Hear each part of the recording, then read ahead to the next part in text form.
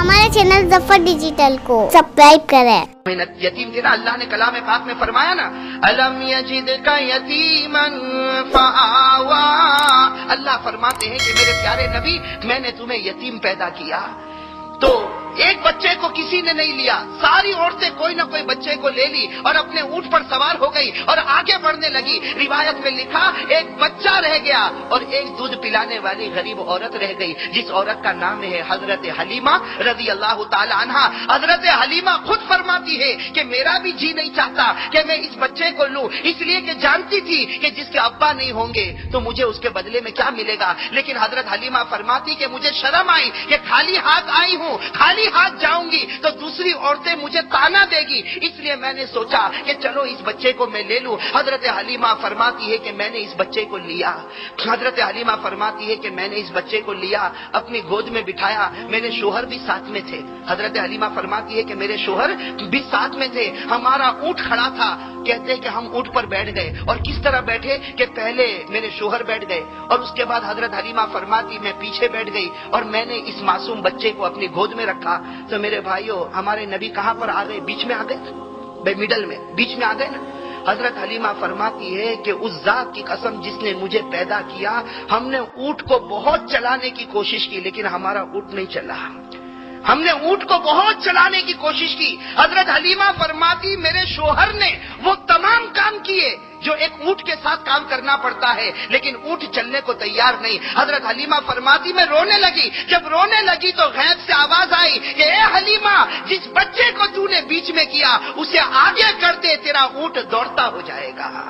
حضرت حلیمہ فرماتی کہ میں اتر گئی اور میں آگے بیٹھ گئی۔ اب حضرت حلیمہ فرماتی میں آگے، میرے شوہر پیچھے اور میری گود میں یہ معصوم بچہ، تو ہمارے نبی سب سے آگے ہو گئے۔ حضرت حلیمہ فرماتی ہے اس ذات کی قسم جس نے مجھے پیدا کیا، وہ عورتیں جو مجھ سے پہلے چلی گئی تھی، لیکن میرا اونٹ اب ایسا چلا ہے کہ تمام عورتوں کو پیچھے چھوڑتا ہوا سب سے پہلے اپنی منزل پر پہنچ گیا۔ حضرت حلیمہ فرماتی جب میں میری منزل پر پہنچ گئی تو میں نے میرے شوہر کو کہا کہ لگتا ہے کہ یہ بچہ سب کو منزل تک پہنچا دے گا، لگتا ہے یہ بچہ سب کو منزل تک پہنچا دے گا۔ اور میرے عزیز دوستو اللہ نے ہم سب کو ایک بہت بڑا سبق بتایا کہ ہاں، اگر تم نبی کو بیچ میں رکھو گے یا نبی کو پیچھے رکھو گے امت کو منزل، اور نبی کو اگر آگے رکھا، اپنے کو پیچھے رکھا تو خدا کی قسم منزل نصیب ہو جائے گی۔ ربے منزل مل جائے گی یا نہیں مل جائے گی؟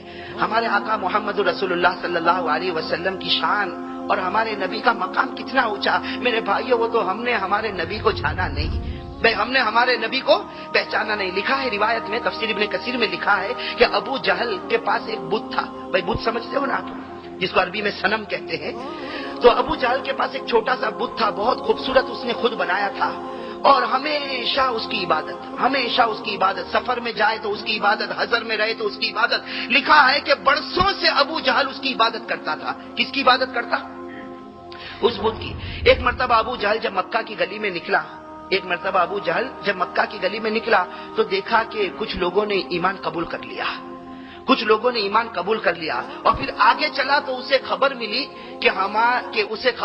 کہ محمد اور ان کے ساتھی صلی اللہ علیہ وسلم ہمارے بتوں کی برائی بیان کرتے ہیں۔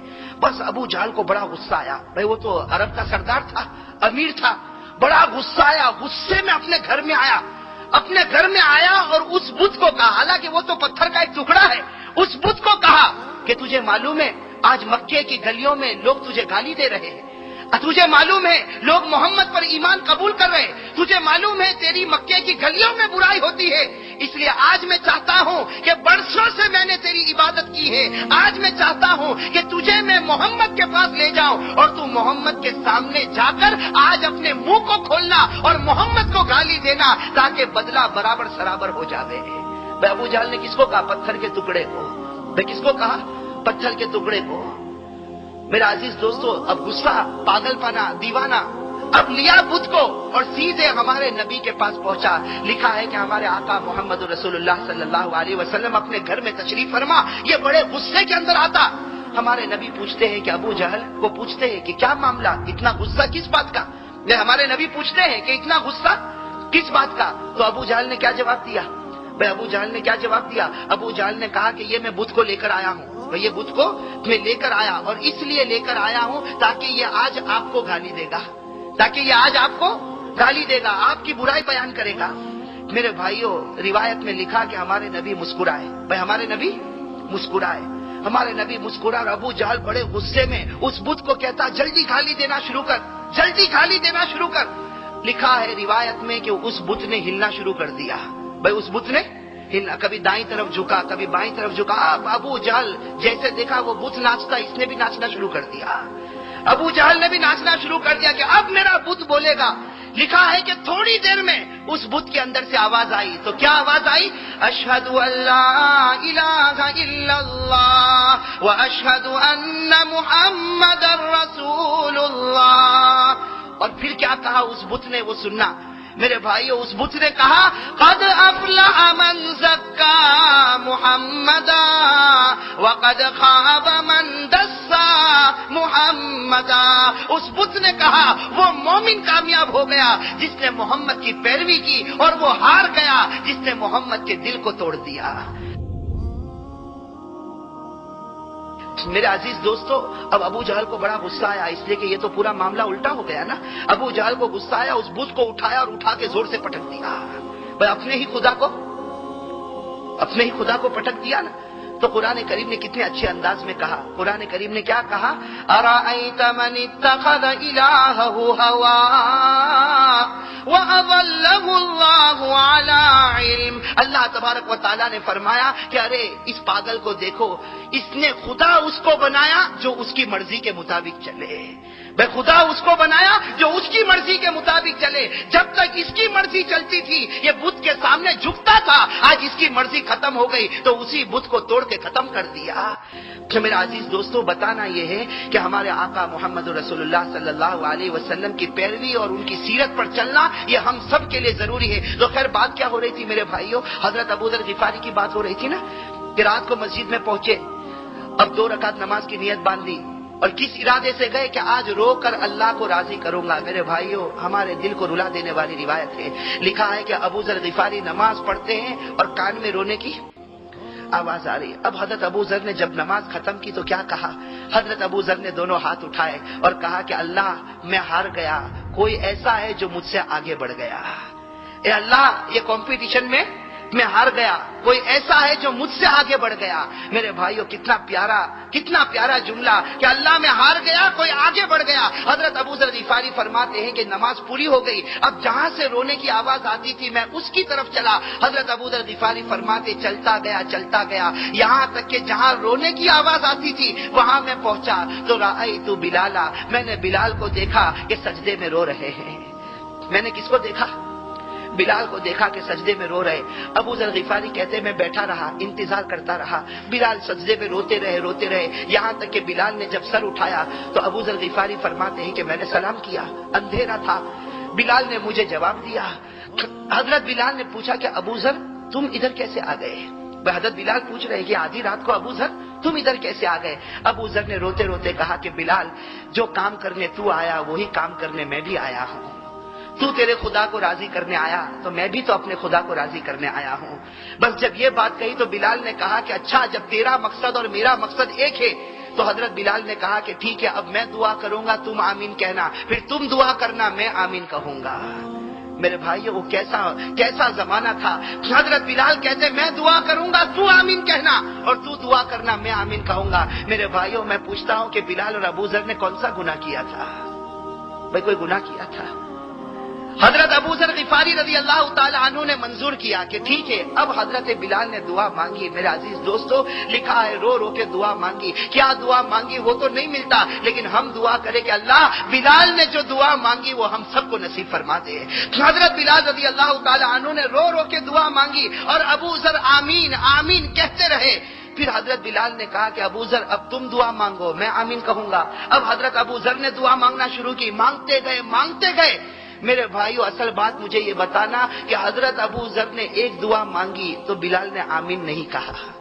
بھائی ابوذر نے ایک دعا مانگی تو بلال نے آمین نہیں کہا، تو حضرت ابوذر نے سوچا کہ شاید بلال نے سنا نہیں ہوگا، اس لیے حضرت ابوذر نے پھر وہی دعا مانگی لیکن بلال نے آمین نہیں کہا. پھر تیسری مرتبہ حضرت ابو ذر نے دعا مانگی تو بلال نے آمین نہیں کہا. کون سی دعا تھی کہ جس پر بلال نے آمین نہیں کہا؟ آج بھی کتابوں میں لکھا. کون سی دعا؟ حضرت ابو ذر نے یہ دعا مانگی، اللہم انا نسألک مرافقت نبینا محمد فی اعلی درجت الجنت جنت الخلد. حضرت ابو ذر نے یہ دعا مانگی کہ اے اللہ، بھائی بہت دعا مانگتے گئے، مانگتے مانگتے یہ دعا مانگی کہ اللہ جنت میں جہاں تیرے نبی کو رکھنا وہیں ابو ذر کو بھی رکھ دینا. اے اللہ جنت میں جہاں تیرے نبی کو رکھنا وہیں ابو ذر کو بھی رکھ دینا. یہ دعا مانگی، اللہم انا نسألک مرافقت نبینا محمد فی اعلی درجت الجنت جنت الخلد. یہ دعا مانگی کہ اللہ جنت میں جہاں تیرے نبی کو رکھنا وہاں کس کو رکھنا؟ ابو ذر کو. 3 مرتبہ مانگی. بلال نے، روایت میں لکھا ہے ما قال بلال آمینا، بلال نے آمین نہیں کہا. اب حضرت ابو ذر سوچنے لگے کہ بلال نے آمین نہیں کہا، ایک مرتبہ دعا مانگی آمین نہیں، دوسری مرتبہ دعا مانگی آمین نہیں. تو حضرت ابو ذر نے دعا ہی کے اندر پوچھا، اما امنت یا بلال، اما امنت یا بلال، اے بلال تم آمین نہیں کہو گے؟ اما امنت یا بلال، اے بلال تم آمین نہیں کہو گے؟ کوئی جواب نہیں ملا. تو حضرت ابو ذر آگے بڑھے تو دیکھا کہ بلال تو بے ہوش ہو چکے ہیں. بھائی دیکھا کہ بلال تو بے ہوش ہو چکے ہیں، اور جب ہوش آیا تو بلال ایسا زمین پر تڑپتے اور کہتے ابو ذر تم نے کیا کہہ دیا؟ بلال کہہ رہے ابو ذر تم نے کیا کہہ دیا؟ ابو ذر کہتے میں نے تو دعا مانگی کہ اللہ جہاں نبی کو رکھنا جنت میں وہاں ابو ذر کو بھی رکھنا جنت میں. بلال کہتے ابو ذر تمہارے اندر اتنی ہمت کہاں سے آ گئی؟ بلال کہہ رہے ابو ذر تمہارے اندر اتنی ہمت کہاں سے آ گئی؟ ارے نبی کا مقام کتنا اونچا ہے، تم قبیلہ غفار کے رہنے والے، میں حبشہ کا رہنے والا. ارے شکر مانو اللہ نے ہدایت دے دی، اس سے بڑھ کر کیا دولت ہو سکتی؟ اب نبی کا مقام بہت اونچا، معلوم نہیں نبی کہاں ہوں گے اور ہم کہاں ہوں گے. اے ابو ذر کون سا عمل تم نے کر لیا کہ نبی کے ساتھ رہنے کی تمنا کرتے ہو؟ میرے بھائیو بلال نے جب یہ بات کہی، لکھا ہے کہ ابو ذر رضی اللہ تعالیٰ عنہ کے دماغ میں بات آ گئی، کہنے لگے کہ ہاں بلال یہ تو میں نے بہت بڑی غلطی کر دی. اب میرے بھائیو لکھا ہے فتململ ابو ذر کتململ السلیم، ابو ذر ایسا تڑپنے لگے زمین پر جیسے سانپ ڈستا ہے تو آدمی تڑپتا ہے، ایسا تڑپنے لگے اور تڑپ کے کہنے لگے اللہ معاف کرنا، اب ایسی دعا نہیں مانگوں گا. کیا کہتے ہیں؟ اللہ معاف کرنا، اب ایسی دعا نہیں مانگوں گا. اور ایک ہی جملہ کہتے ہیں، ابو ذر کہتے ہیں میں کہاں، میرے نبی کہاں، میں اتنا گنہگار، میں نبی کے ساتھ جنت میں کیسا رہوں گا؟ بس لکھا ہے کہ دونوں رو رہے، ایک طرف بلال تڑپ رہے، ایک طرف ابو ذر تڑپ رہے. میرے بھائیوں وہ مدینہ پاک کی کیسی پیاری رات ہوگی، ایک کونے میں بلال تڑپتے ہو، ایک کونے میں حضرت ابو ذر تڑپتے ہو. کہ لکھا ہے کہ رآ نورا، دونوں نے اپنے سامنے ایک نور کو دیکھا.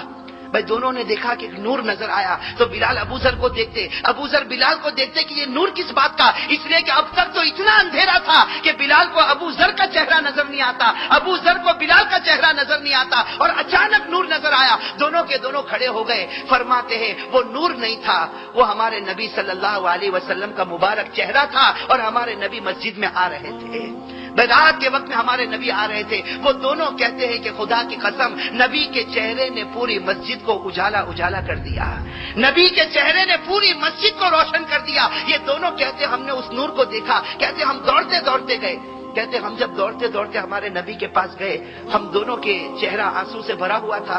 ہم نبی کے پاس گئے، فرماتے تبسم رسول اللہ صلی اللہ علیہ وسلم، اللہ کے رسول مسکرائے اور کہا کہ بلال ابو ذر آج رات تم لوگوں نے مجھے سونے نہیں دیا. اب بیچارے ایک تو ویسے ہی رو رہے تھے، اور جب ہمارے نبی نے کہا کہ تم نے سونے نہیں دیا، بس بلال اور ابو ذر روئے اور کہا کہ اللہ کے رسول ہم نے آپ کو نہیں اٹھایا. کہا اللہ کے رسول ہم نے آپ کو نہیں اٹھایا. بلال بیچارے کہتے ہیں کہ اللہ کے رسول میں تو کونے میں بیٹھ کر دعا مانگتا تھا. ابو ذر کہتے ہیں اللہ کے رسول میں بھی کونے میں بیٹھ کر دعا مانگتا تھا، ہم نے آپ کو نہیں اٹھایا. اور ہمارے نبی کہتے کہ نہیں تم دونوں نے آج مجھے سونے نہیں دیا. لکھا ہے کہ ابو ذر اور بلال ایسا تڑپ گئے